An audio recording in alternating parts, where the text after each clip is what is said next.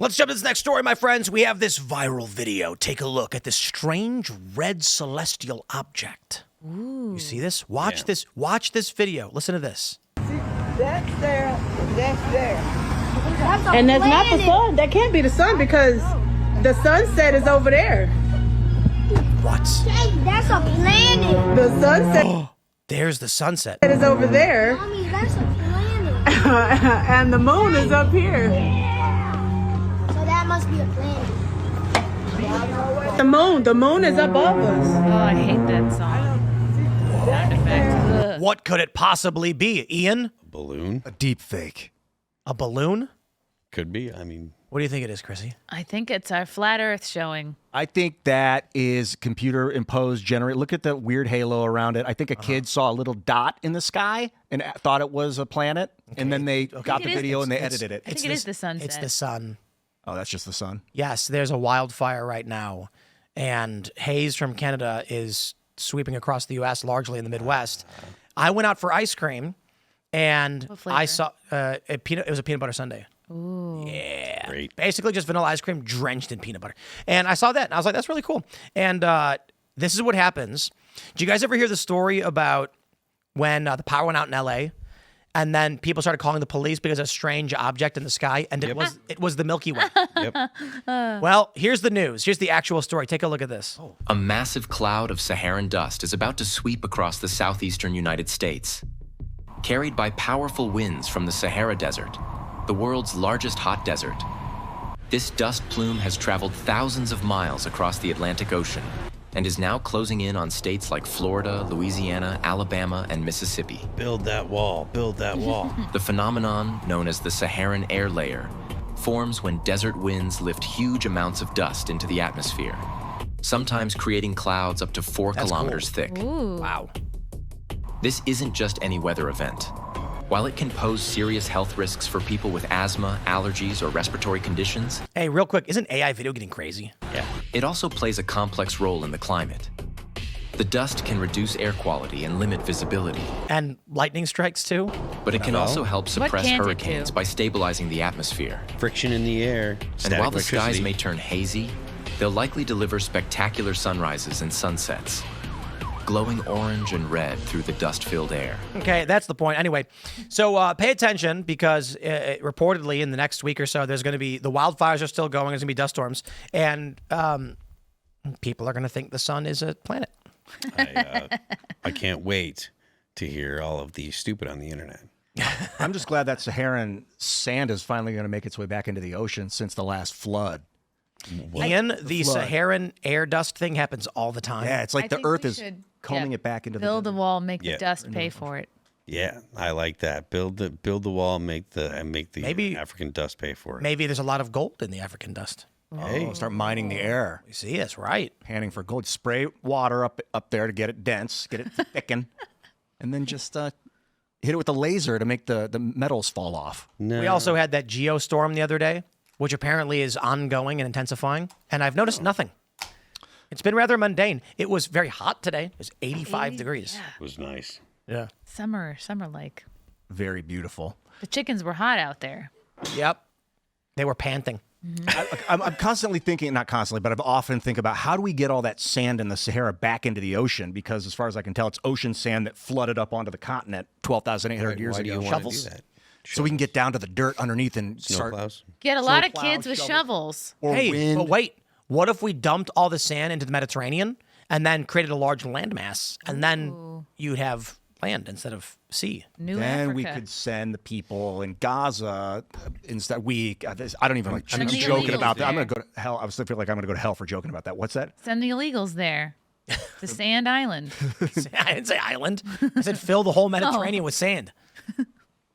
So Ian, you were kind of going to make a point about what was under the sand in the Sahara. What do you- dirt, old waterways and rivers. There's apparently a large river that went east-west across where now the Sahara is. So It it's was sand and then dirt. Yeah, underneath. I don't know how deep it goes. Maybe it was Then just a layer of the fudge. pole shift. And then a layer of cookies. Maybe. Before the poles shifted, maybe the wind and the water were going a different way. And so where the Sahara was in a different position on the Oh, globe. wow. That's interesting. Yeah, like what would happen to the Sahara? This is interesting. what would happen to the Sahara if it shifted heavily into the northern hemisphere? Would it become moist? The sand would be washed away largely, and it would create different structures? So I'm not exactly sure what makes the Sahara so dry. Because it's not enough foreplay, Bill. Well, I don't think It doesn't love itself. it doesn't. I just don't do it for the Sahara. Too much in a rush. I feel like it's not about the topography. It is the location on the earth. Because if you look at North Africa and Sahara's dry, but then below that it's all jungle and stuff. So like rainforest. The equator's keeping it down, man. But I'm not so sure if that's the case or not. But it's so hot that it's hard. It's hard for the sand. And it doesn't rain that much, so it's hard for the sand to get washed away. Yeah. And that's the equator doing that. That's all that direct sunlight because it's constantly facing the sun. But if it was in the northern hemisphere, maybe it would get What a would lot happen to more all rain. that sand? Yeah, get rained on and then turn into vegetation would start coming up and then ground into dirt, silt, and then become a new ground layer, maybe. a new ground layer. Yeah, maybe. So you're saying underneath all that sand, we're going to find cities and stuff? Oh, for sure. Dirt, or Tartaria. ancient communication, all sorts of old. Atlantis. That was one of the most populated areas on Prehistoric Earth. cell phones. Perhaps they might have had Ancient radio. communications. I don't think we could call it prehistoric cell phones. Prehistoric. If they had cell phones, they had historic. History. Well, some kind of what other kind of communication device do you think? I toy with the idea that they had radio. I don't know if they did. Just a dinosaur with an iPad down there. They had I wonder if they had telescopes. Wi-Fi. Some people said the reason why those comets hit North America and North Asia and caused that global catastrophe was because the magnetic field had disrupted and it might have been man-made. That they were using, instead of explosive technology for motivation, implosive technology and vibrating the system to create piezoelectric electricity. I asked Then you end up vibrating ChatGPT the earth. if there were secret cities in the Sahara, Yeah. because my assumption is as Ian's describing it. Of course. And it said, yes, hidden secret cities in the Sahara Desert, referring to military installations and government operations. And I was like, that's not what I meant. Did Really? you sit under the Wow. sand? No, the point is, when I asked ChatGPT about secret cities, it was like governments are operating secret military bases throughout the Sahara that we don't know about. Underground. Yeah. Well, I mean, it is hot, so you would want some kind of respite from the sun. Yeah, no one's going to walk inadvertently. Between walk out there. 10,000 and 5,000 years ago, the Sahara had lakes, rivers, and grasslands. Yeah. It dried out and the settlements were abandoned. So it wasn't buried even all by that sand. long ago. Lakefront property. There's a buried river channel and settlement outline suggesting more cities remain lost under the dunes. Oh my gosh! I just want if we could get the whole world to focus on that. That's what I want. Yeah. Well, you know about that line they're growing trees to stop the spread of the Sahara? Oh. Basically, what's happening is the Sahara is a desert. It's destroying life, and it's spreading. So a bunch of nations have planted trees along the edge, which will stop desertification. In the south. Yeah. On the southern edge. That's good. Yeah. I want to get a drone program where we have 100,000 drones that are just 24/7 carrying buckets of sand back into the ocean. Well, Why they don't we could have just- done that. They could have put out the wildfires in LA. Yeah, yeah. Water. How much would it cost to build a pipeline from Western Africa right into the heart of the Sahara and just dump billions of gallons of seawater just right in the middle of the Sahara for no reason? Cool. make a theme park. That might be good. I wonder if a water park. the salt water might harm. But I mean, what can From you really? what? How can you harm the sand? It's know? it's literally just sand. I mean, I assume there are some bugs, because there are scorpions or Sandworms. So it's about maybe. 1,250 miles from Senegal, the Atlantic coast. And if you're going to the Deep Sahara and Tamanrasset, Algeria, you're looking at 1,305 miles.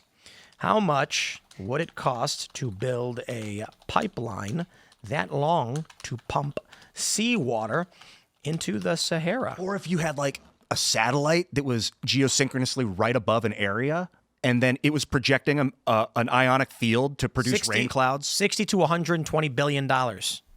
to build Not that much. Yeah, Elon's got that. Yeah. Yeah. You could print that tomorrow. Could you imagine if Elon was like, I'm going to liquidate all of my shares in SpaceX and Tesla and build a water pipeline into the Sahara for no reason? You're like, okay, I guess. Just to mix it It's a up. wild project, but it should be done.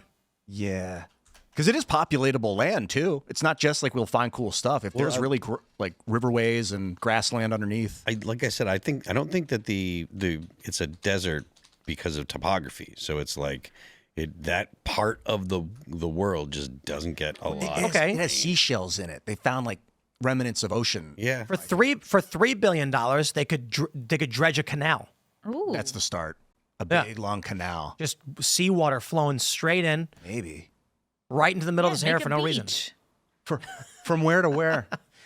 Like I already read that from Algeria, from Senegal into Algeria. Is that west to east? I need a map. So, all right, check this out. Actually, ChatGPT gave me a breakdown. It says a pipeline would cost between $60 and $120 billion with high maintenance. A canal could be 20 to 60 billion. Okay, that's not what it said before. Rail and truck transport would be super cheap. Literally driving by truck loads of water would be less than $1 billion. Wow. That makes no sense. Really? Let's see. Atmospheric harvesting appears to be the cheapest. And there's already underground aquifers, so you actually just need to put drills there and pump the water. Oh, there it is. The water's already there. It's just Yeah. under the surface. So we just need to drill and then pump it up. Yeah, I mean, like I said, I think that it's not about topography. It's about where It's a dead zone. where it is in the.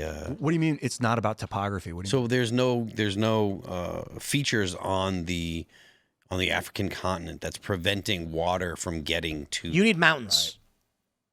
You need mountains. You need mountains. Moisture in the air collects in the tops of the mountains, and then when it heats, it melts, and then the water pours down. There's people that go to the tops of mountains, freeze. They'll pump water up to the top of the mountain. They'll freeze it, and then the water will melt and create rivers. This is like real tech that people are doing these days. Poland Spring. It would cost, ChatGPT says, it would cost trillions of dollars to turn the Sahara into a forest. A global alliance over 100 years. Wow. Let's focus on that. And then that'll be our test run for on. Mars because we're gonna have to do it again on Mars. Why don't we just nuke the Sahara? That'll do something, right? I mean, I don't. Sand in everybody's eyes. Something. It'll do something. I'm not sure what that something is.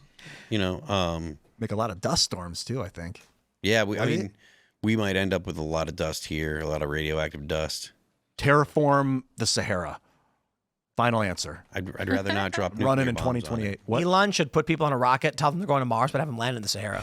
Yeah. And then it's like, no, because then they'll get there and there'll be like biodomes and stuff. And then he's going to be like, it's actually not very cold there. It's very hot. You'd be surprised. The science is wrong. They would believe it too. speak Send Mauritanian? Gail King there. Send the whole, like Bezos' girlfriend, all the chicks from the space pod. Send Katy them over Perry. there. Yes, Katy Perry. Get her out of here. Thanks for checking out this clip from Timcast IRL. Make sure to watch the show live Monday through Friday at 8 p.m. Subscribe to this channel, and we will see you all there.